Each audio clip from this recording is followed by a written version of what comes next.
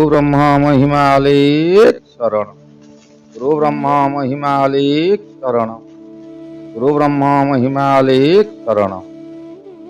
मु श्री अपर्ति महारणा वास्तु सेवा YouTube channel तरफरु आपण मानकु स्वागत जनाई आरंभ करुछि आजिर शिक्षणीय कार्यक्रम। आज गुरुदेव और शिष्य और जगत भगत मानकु केते गोटी जरूरी शिक्षा देबे। गुरुदेव निरंजन को बसाई किछि उपदेश देवा को जाई कहिले, सुन निरंजन, मु आज तुमको केते गोटी हित उपदेश देउछि, ताहा तमे सुनी जीवन काल मध्यरे तुम्बे जेते दिन थिबो अन्य को यही हित उपदेश देई सेमानकर दुख मोचन कराइबो।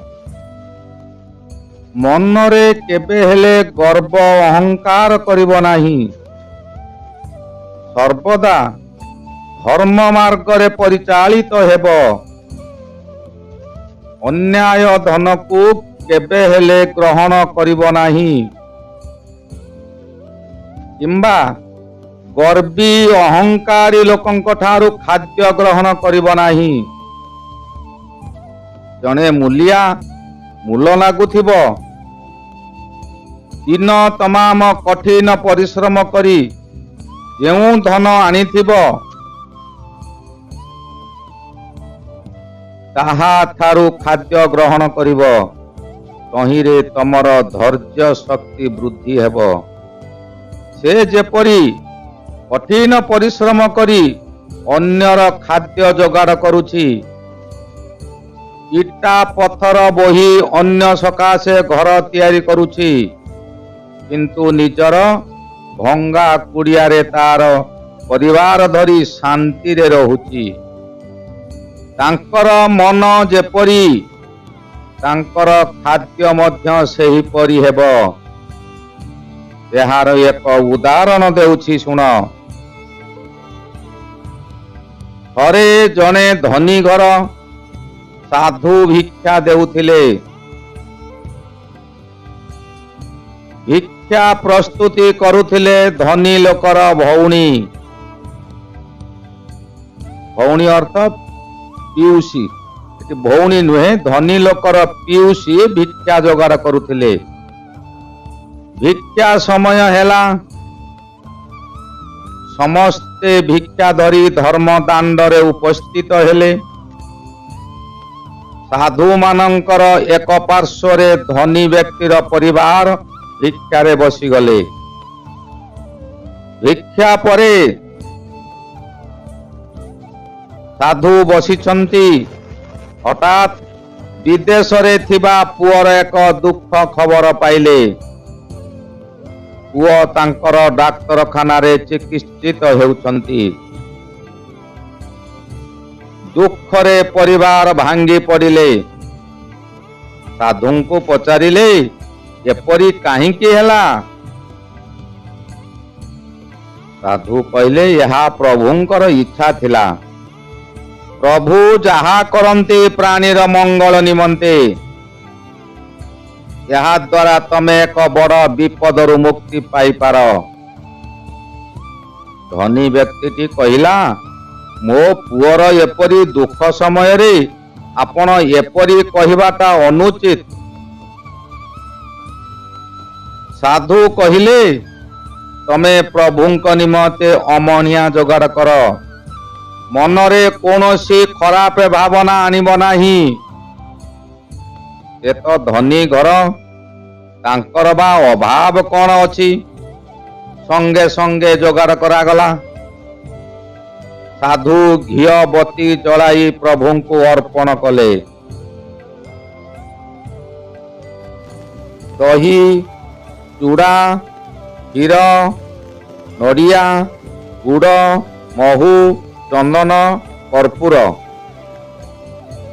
यही परी पदार्थ को प्रभुंक निमते अमणिया प्रस्तुत करी बालक मानक प्रसाद दिगला। यापरे साधु पचारिले तमर ये जो भिक्षा खाद्य जी तैयारी करथिले तांकर बहुत दुख अछि। धनी व्यक्ति कहले हाँ आम पीयूषी प्रस्तुत करथिले। से विधवा तांकर कौनसी संतान नाहंती से आम पाखरे रहुछंती। साधु कहले तांकर सेई दुख आम मानक ऊपर पड़िला कारण से खाद्य प्रस्तुति समय रे तांकर दुख कथा गुड़िक भावना करुथिले। खाद्य प्रस्तुति समय रे जहा भाबुथिबो ताहार गुण खाद्य रे पड़िबो। आहुरी मध्य से एठारे शांति रे नाहंती। दिन राति तमर समस्त कार्य करुथिबे ए कथा नुहे जे से अशुभ व्यक्ति कौनसी शुभ कर्म रे लागिबे नाही किंबा कौनसी शुभ कर्म करिबे नाही ए कथा भाबिबा भूल। तांक मन शांति रहिले से जहा खाद्य प्रस्तुत करिबे ताहा आम मानक निकटे अति शांति हेबो। आम मानकर शरीर रे ताहा भल प्रभाव पकाइबो। तांकर इच्छा थिला साधुंक निकटरे तांक दुख प्रकाश करी मन को हालका करिथान्ते किंतु तांको बाध्य करा जाइछि काम करिबाकू। साधु भिक्षा निजे प्रस्तुत न करी साधु सेवा तमे करि पारिल नाही। दुखी लोक को अधिक दुख देई प्रस्तुत कराइल यह द्वारा एपरि हेला। मने रख साधु सेवा किंबा जे कोनोसी धर्म कर्म कर ताहा निजे करिब काहारी हस्तरे कराइब नाही। आहुरी तमे रक्षा पाइगल साधु भिक्षा देथिबारु यह संपूर्ण सत्य बोली मु हृदयंगम करुछि।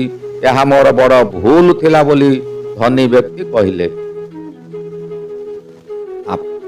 आपण कहिले ईश्वर जहा करंती प्राणीर मंगल सकाशे यह किपरि संभव।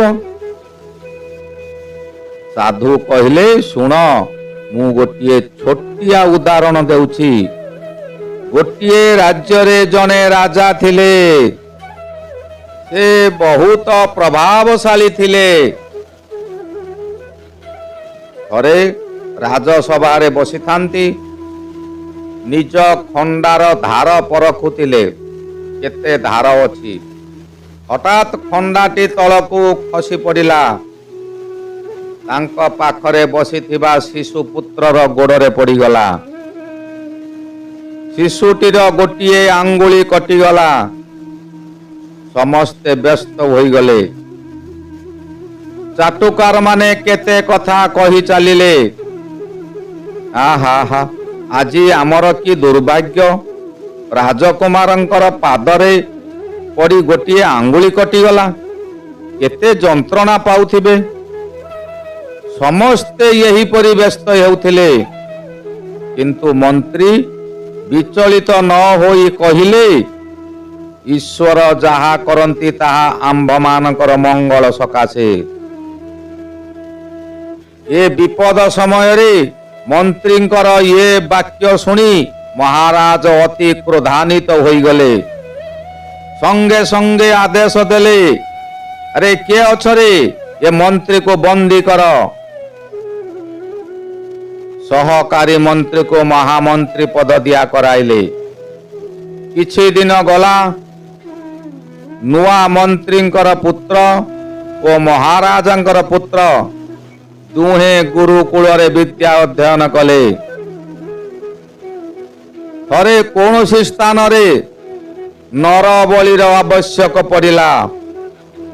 ଲୋକମାନେ ସୁନ୍ଦର ପିଲାଟିଏ ଖୋଜୁଥିଲେ। ଏହି ଦୁଇ ଜଣକୁ ଦେଖି ଧରିନେଲେ। ନରବଳି ସକାଶେ ସମସ୍ତ ପ୍ରସ୍ତୁତି ସରିଲା।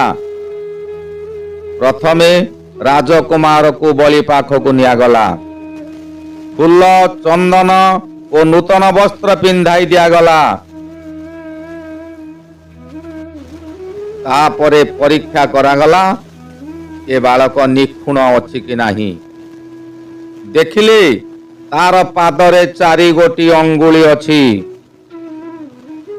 ଆଉ ଗୋଟିଏ ଅଙ୍ଗୁଳି ନାହିଁ। ହଠାତ୍ ପୂଜକ ଚମକି ଉଠିଲେ। ତାକୁ ପଚାରିଲେ, ତମର କଣ 4 ଗୋଟି ଅଙ୍ଗୁଳି, ଆଉ ଗୋଟିଏ ଅଙ୍ଗୁଳି କଣ ହେଲା? ନା ତମ ମାତୃ ଗର୍ଭରୁ ଏହି 4 ଗୋଟି ଅଛି। ଯଦି ମାତୃ ଗର୍ଭରୁ 4 ଗୋଟି ଥାନ୍ତା ତେବେ ତାହା ଅତି ଶୁଭ ହୋଇଥାନ୍ତା। ରାଜପୁତ୍ର କହିଲେ, ନା, ମାତୃ ଗର୍ଭରୁ ନୁହେଁ। ଥରେ ବାପାଙ୍କ ହାତରୁ ଖଣ୍ଡା ଖସି ପଡ଼ିବାରୁ ମୋର ଗୋଟାଏ ଅଙ୍ଗୁଳି ଛିଡ଼ିଗଲା। ବହୁଦିନ ପରେ ଏହି କ୍ଷତ ଶୁଖିଲା। ମୁଁ ବହୁ ଯନ୍ତ୍ରଣା ଭୋଗିଛି। ପୂଜକ ଏହା ଶୁଣି କହିଲେ, ଏ ବାଳକ ବଳି ଯୋଗ୍ୟ ନୁହେଁ। ଆମ୍ଭର 2 ଗୋଟି ବଳି ଏକ ସଙ୍ଗରେ ଦରକାର। ଏଣୁ ଏମାନଙ୍କୁ ଯେଉଁଠୁ ଆଣିଥିଲ ସେହିଟାରେ ନେଇ ଛାଡ଼ି ଦେଇ ଆସ। ଏ 2 ଜଣ ବଳି ସକାଶେ ଯୋଗ୍ୟ ହେବେ ନାହିଁ। ରାଜପୁତ୍ରକୁ ନ ପାଇ ରାଜ ପରିବାରରେ ହାଳ ହୋଳି ପଡ଼ି ଯାଇଥାଏ। ଚତୁର୍ଦିଗରେ ଖୋଜାଖୋଜି ଚାଲିଥାଏ। ଏହିପରି 2-4 ଦିନ ବିତିଗଲା। 2-4 ଦିନ ପରେ ପୁଅକୁ ପାଇଲେ ଓ ସମସ୍ତ ବିଷୟ ଶୁଣି ପୁରୁଣା ମନ୍ତ୍ରୀଙ୍କ ପାଖକୁ ଦୌଡ଼ିଲେ ଓ କ୍ଷମା ମାଗିଲେ। କହିଲେ, ମୋର ଏହା ବଡ଼ ଭୁଲ ହୋଇଛି। ସେଦିନ ଆପଣ କହିଥିବା କଥା ଆଜି ଫଳିଲା। ସେଦିନ ଯଦି ମୋ ପୁଅର ଗୋଟିଏ ଅଙ୍ଗୁଳି କଟି ନଥାନ୍ତା ଆଜି ସେ ବଳି ପାଇଥାନ୍ତା। ଆଉ ତାହାରି ସକାଶେ ନୂଆ ମନ୍ତ୍ରୀଙ୍କର ପୁତ୍ରକୁ ମଧ୍ୟ ଛାଡ଼ି ଦିଆଗଲା। ଆପଣ ପୁଣି ଥରେ ମହାମନ୍ତ୍ରୀ ପଦ ଗ୍ରହଣ କରନ୍ତୁ। ଏହା କହି ବନ୍ଦୀଶାଳାରୁ ମୁକ୍ତ କରାଇଲେ। ସେ ସମୟକୁ ଅପରାହ୍ନ ହୋଇଗଲାଣି। ପୁଅ ଥିବା ଅଫିସରୁ ଫୋନ ଆସିଲା, ଆଜି ଅଫିସରେ ଡକାୟତି ହୋଇଛି।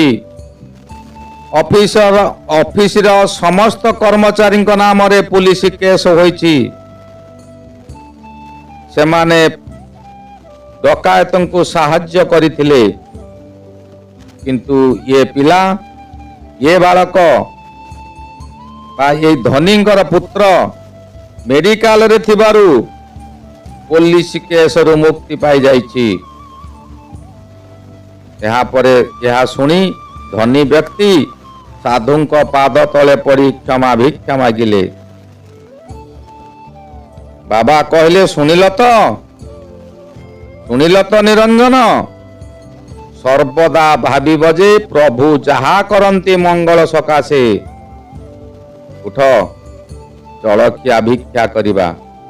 ଗୁରୁ ବ୍ରହ୍ମ ମହିମା ଅଲେଖ ଶରଣ, ଗୁରୁ ବ୍ରହ୍ମ ମହିମା ଅଲେଖ ଶରଣ, ଗୁରୁ ବ୍ରହ୍ମ ମହିମା ଅଲେଖ ଶରଣ, ଶରଣ ଶରଣ।